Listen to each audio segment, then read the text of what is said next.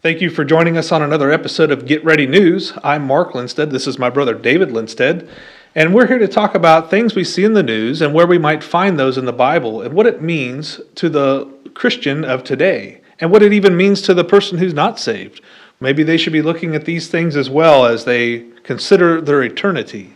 Exactly. There's a lot of things that are covered in the Bible that gives it credence to the Bible and tells it this is actually the Word of God. We see all sorts of fantastic prophecies and other things that are described in the Bible. Yeah, I think of, we're coming up on Easter, and I think of the actual prediction of the Bible or the prophecy of the Bible that it exactly, I think it's 173,880 days from the time it said that Jesus would ride in or the Messiah would ride into the city, and he did, exactly on the day. Exactly, right from when they were reconstructing the temple when it was, or the city, the Temple Mount, when it was reconstructed, a certain timeline, and it filled it exactly. And of course we know that they went from declaring Hosanna, Hosanna, the Messiah has come, to kill him.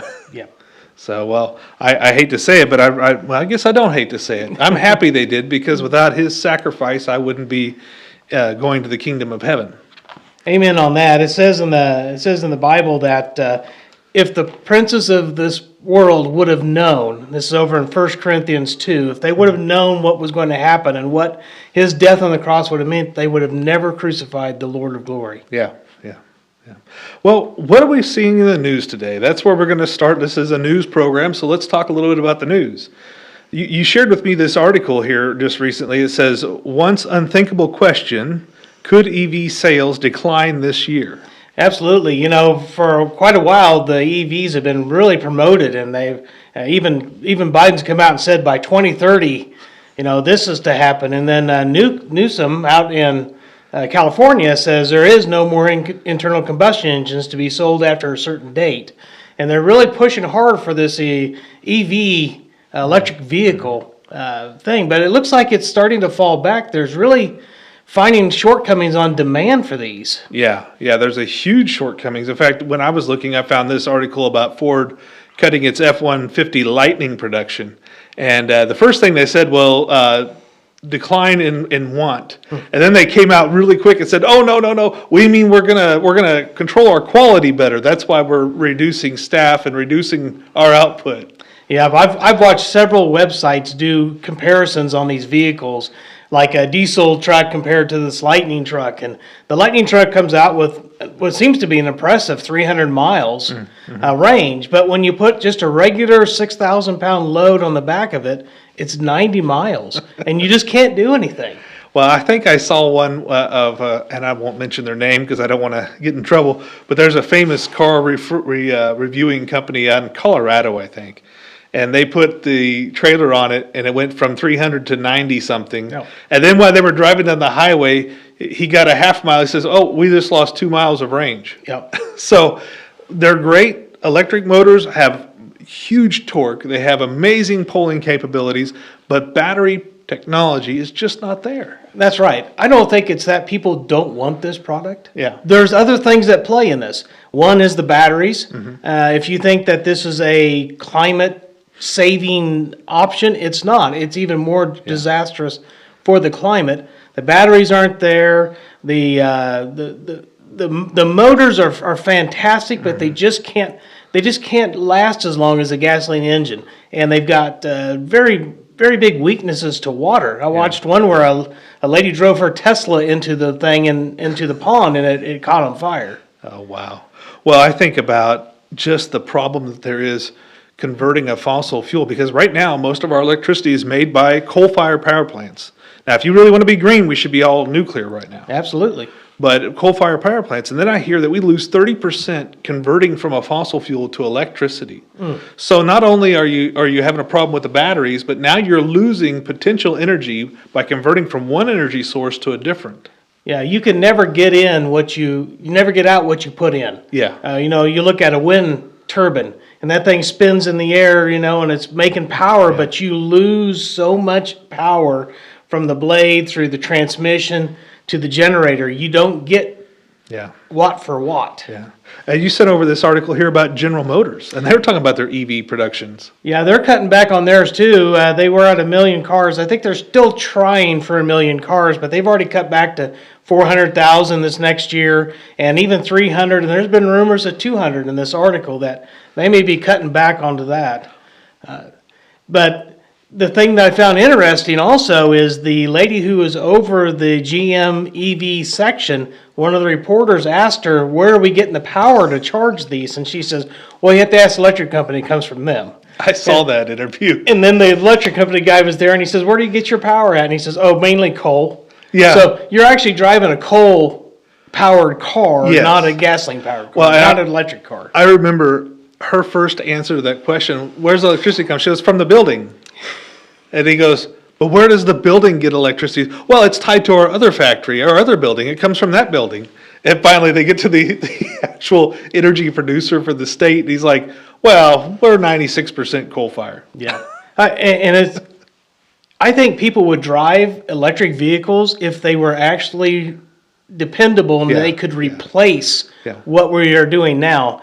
I heard that there was a company that bought a fleet of buses and they turned them back in because they didn't even begin to do what they described they would do.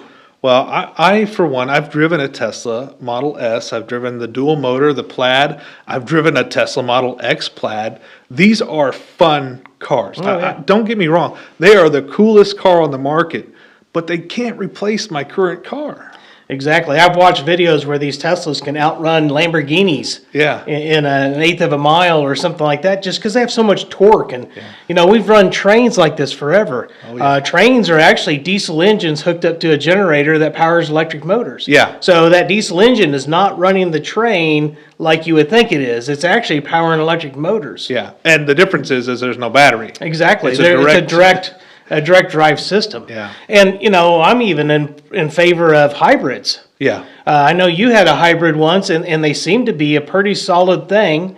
Of course, there's not a lot of people that know how to work on them, Yeah. so you kind of suffer there. Well, I had a hybrid Ford Fusion, and it was the platinum, titanium, the whole works. And to tell you the truth, the car was amazing.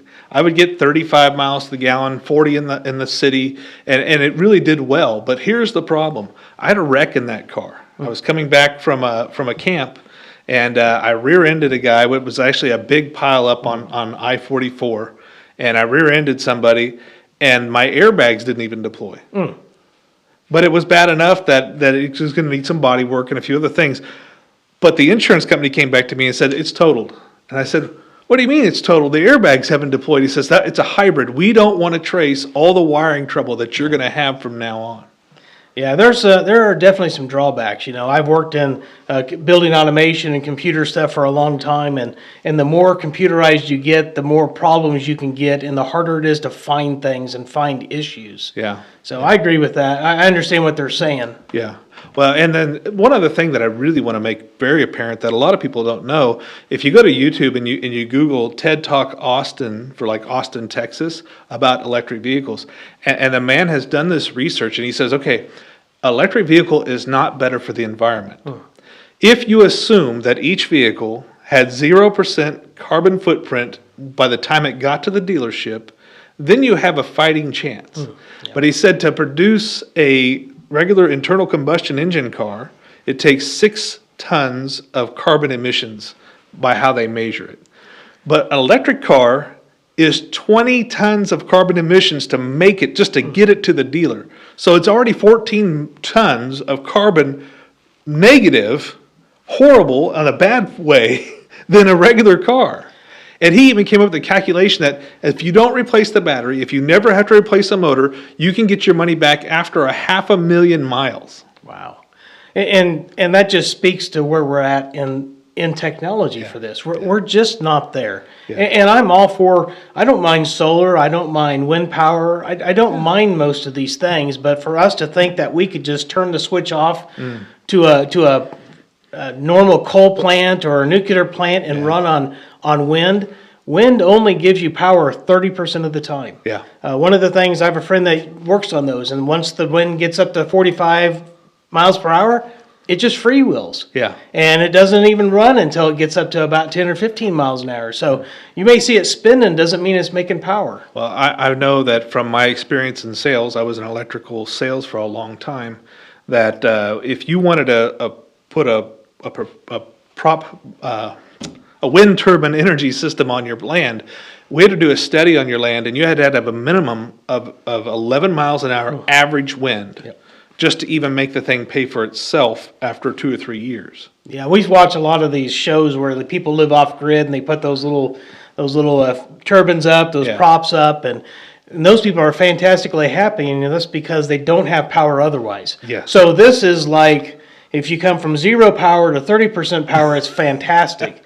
Yeah. But when you're used to, like my wife and I are used to turning the switch on and it always works, it's not fantastic to be 70%.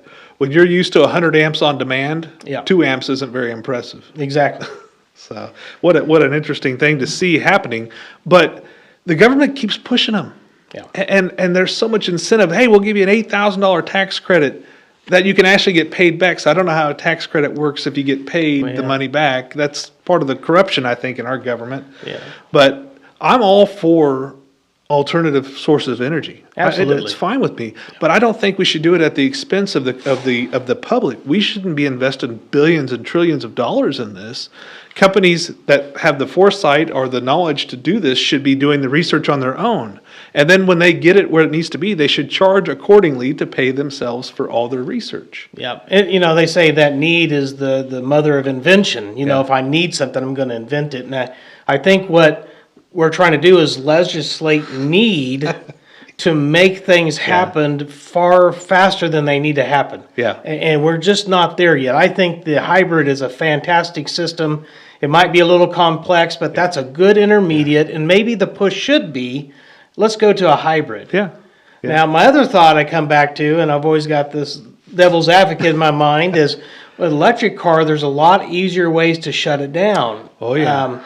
Even your new cars are coming out so computerized they can shut those down. Yeah. But this is completely electric and can be, you can call Tesla and they can do anything they want from where they're at. Yeah. In fact, there's one company that said if you don't make your car payment, we could turn your air conditioner off. Yeah. Yeah. So it's letting everybody have access to that through electric is not always a good thing.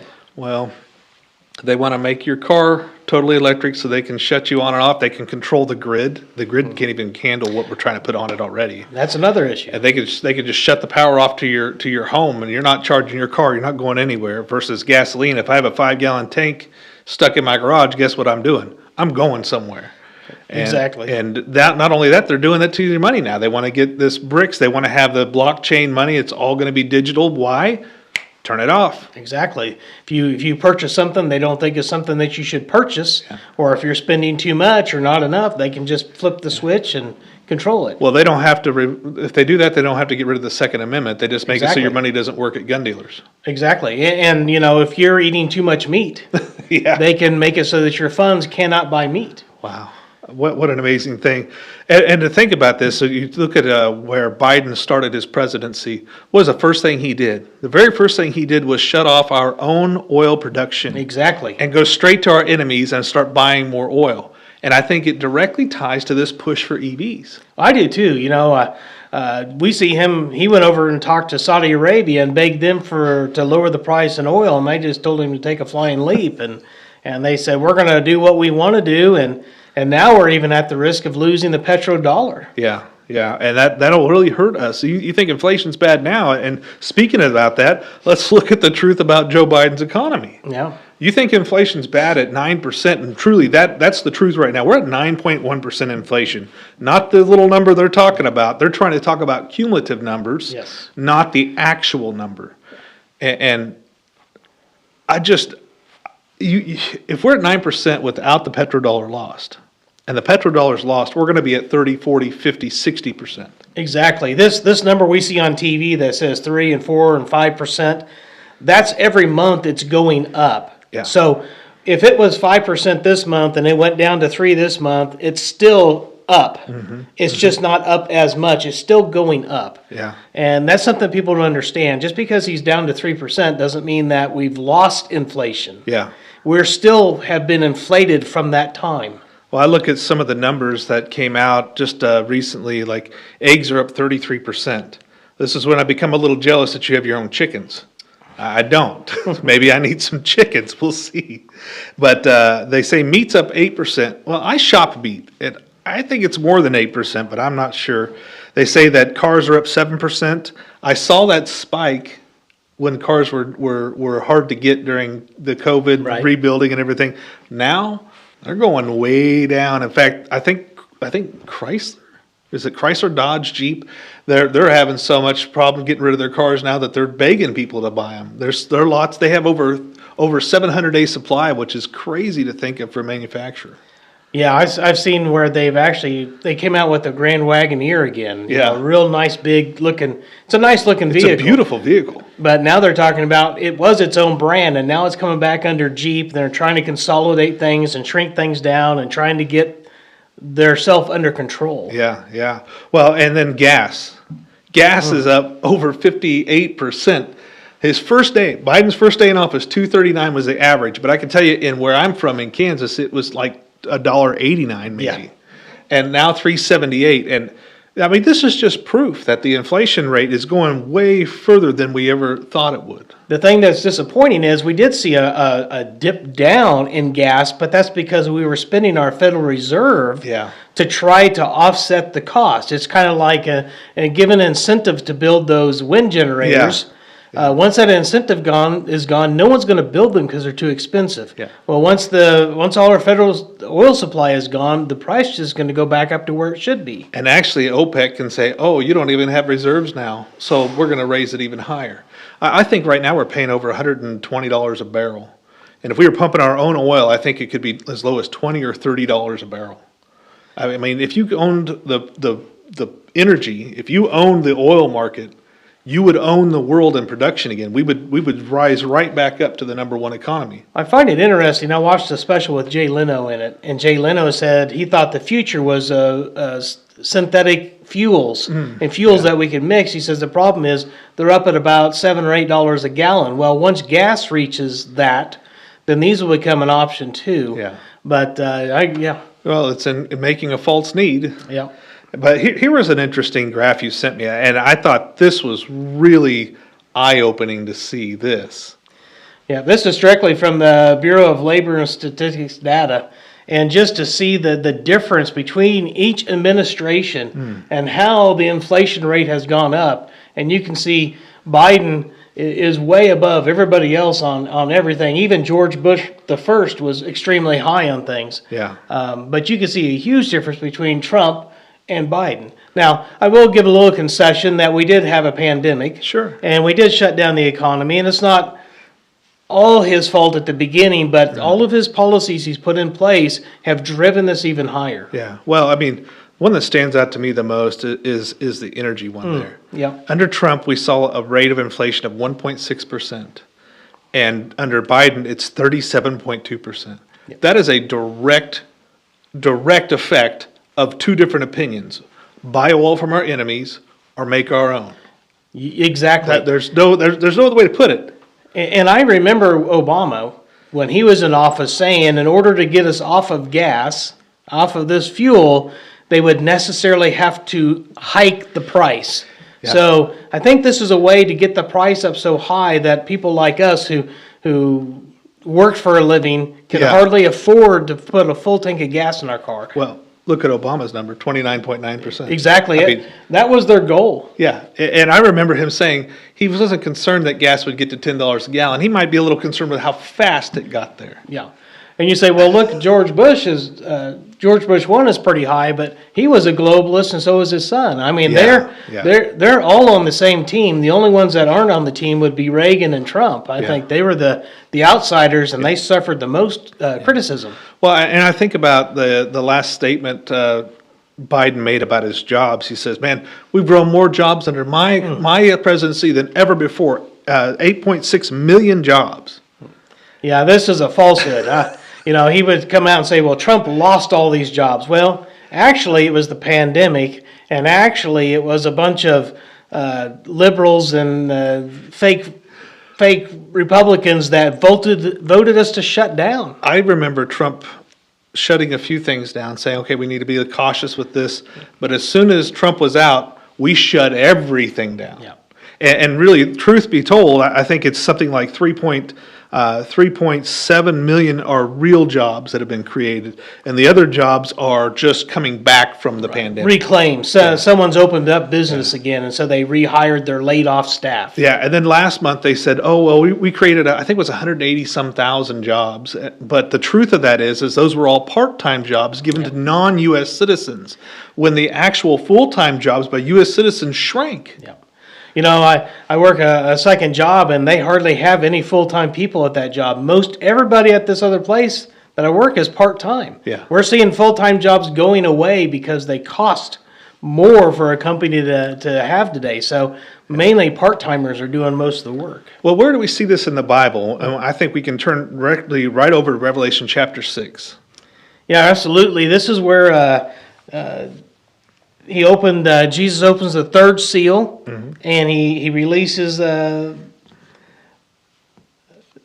horse, and that horse comes out, and he has a pair of balances in his hand, and he says, you're going to buy a measure of wheat for a penny and 3 measures of barley for a penny.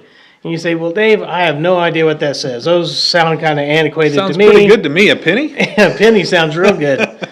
Well, back in this day, a penny was actually, we're calling it a penny here, but it's actually a denarii. And this was a day's wages.